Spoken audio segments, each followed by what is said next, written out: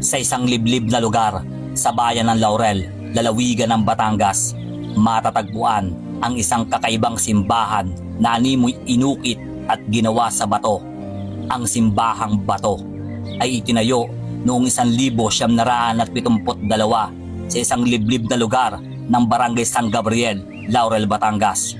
Ito ay itinayo sa pangunguna ng samahan ng mga kursilista ng Barangay San Gabriel.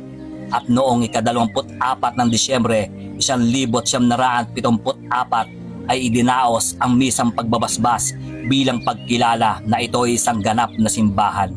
At simula noon, ito ay dinadayo ng puntahan ng maraming tao, hindi lang dahil sa angking kakaiba nito, kundi sa milagrong hatid ng simbahang ito. Ang tailing wahab